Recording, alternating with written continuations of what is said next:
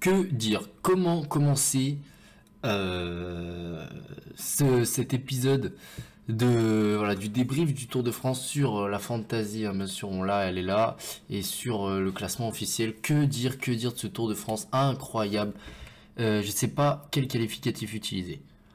En tout cas, bonjour à toutes et bonjour à tous. On se retrouve aujourd'hui pour une nouvelle analyse du Tour de France. On se retrouve un peu plus tôt que prévu le 19 septembre. J'avais plutôt prévu de vous retrouver autour du 21, peut-être 22.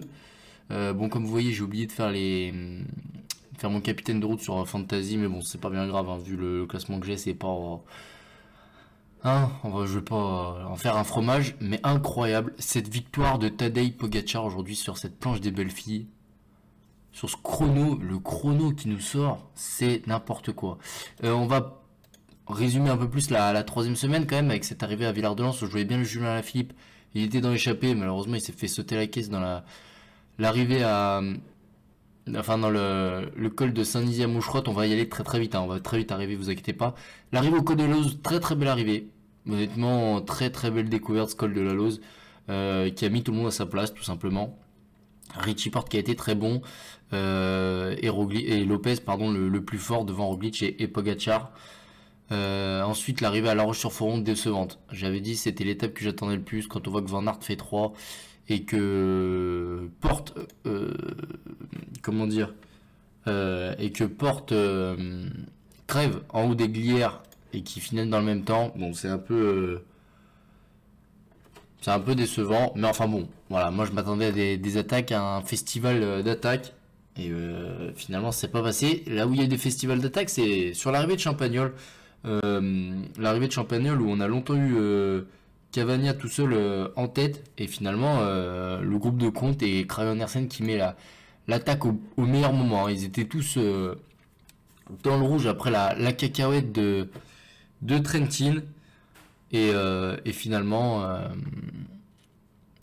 Craig Andersen, lui, était le seul à pouvoir en remettre une à ce moment-là. Et bon, voilà, ce compte la montre impressionnant. On va voir tout de suite les écarts classement de l'étape. Pogacar qui gagne devant Dumoulin, Porte, Van Aert quatrième, bien sûr, tout est normal. Dumoulin et Porte qui fait un très beau chrono, hein, d'ailleurs. Et Roglic qui fait pas un chrono aussi mauvais que ça, hein, finit cinquième. Mais 1,56 quand vous voyez que le deuxième est à 1,21, mais c'est impressionnant. Quel chrono il vient de nous sortir. Tadej Pogacar, Rémi Cavagna, très très bonne, très grosse mention à Rémi Cavagna qui finit sous les 2 minutes de Tadej Pogacar et surtout qui finit à moins de 40 secondes de Tom Dumoulin. C'est très très bon en vue du contre-la-montre, Aïmola, tout ça. Rémi Cavagna, on peut y croire.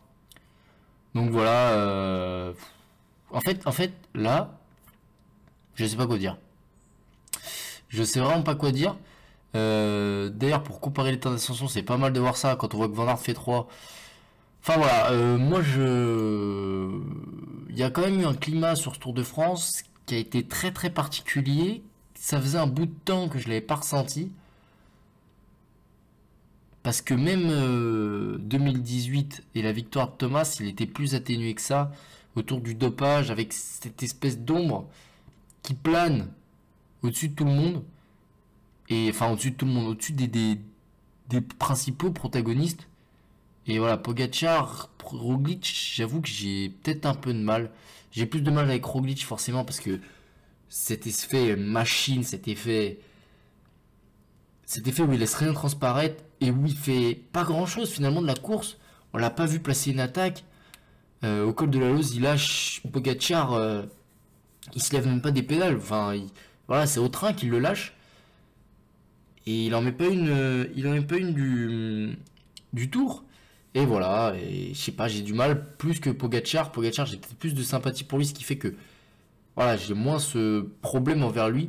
Mais enfin, on peut pas nier quand même qu'il y a quelque chose de bizarre quand on voit quand même que le dixième est à 14 minutes. Enfin voilà, c'est pas trop anodin. On voit les écarts qui sont quand même monstrueux, hein.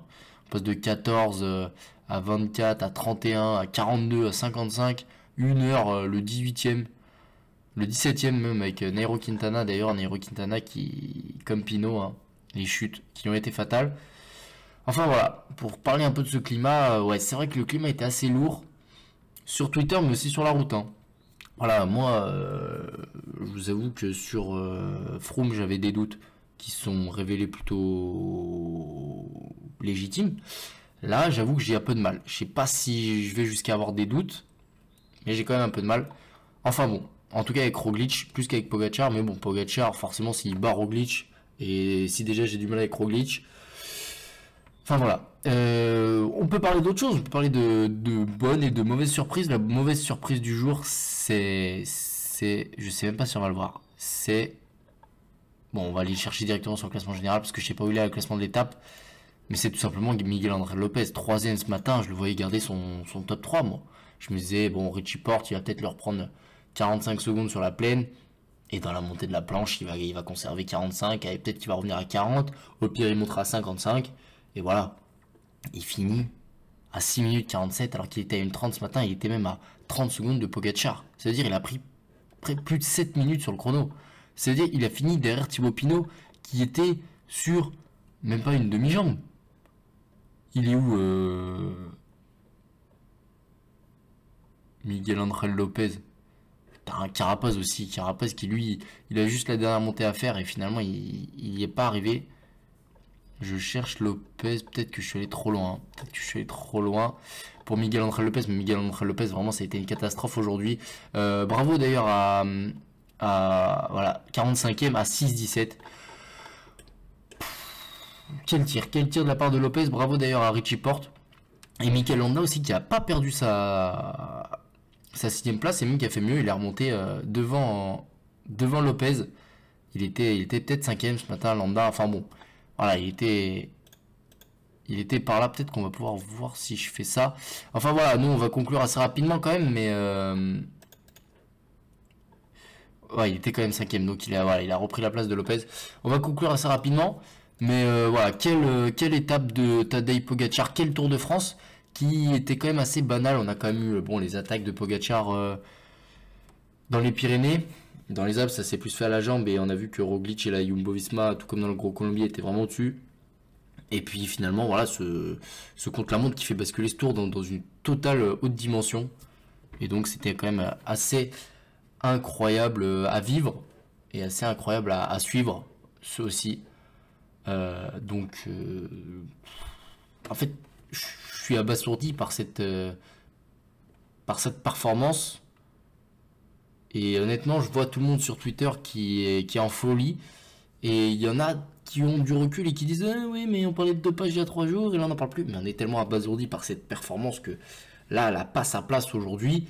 Peut-être après le tour, lundi, mardi, mercredi, on y repensera et on se dira bon, quand même, c'est un peu bizarre parce que 1,20 sur les plus grands spécialistes, alors pour Pogacar, qui n'est pas la référence dans l'exercice. Même s'il est très bon, c'est pas la référence. Et voilà. Enfin bon, c'est quand même une très bonne surprise. Et voilà, tout le monde est abasourdi. Et bravo à Tadej Pogacar. Il faut rendre à César ce qui appartient à César. Bravo à Tadej Pogacar pour cette victoire aujourd'hui, cette victoire dans le Tour, ces 3 victoires d'étape et surtout cette grinta qu'il avait et ce panache. Parce que c'est le seul quasiment qui a attaqué avec Landa hier. Bon, c'était timide côté Landa, mais c'est quand même une attaque. C'est le seul qui a osé attaquer Roglic. Et la Jumbo, côté Lopez, c'est sorti un peu en facteur, mais bon, c'était quand même une attaque. Enfin voilà, on a quand même eu 3 hommes qui ont attaqué.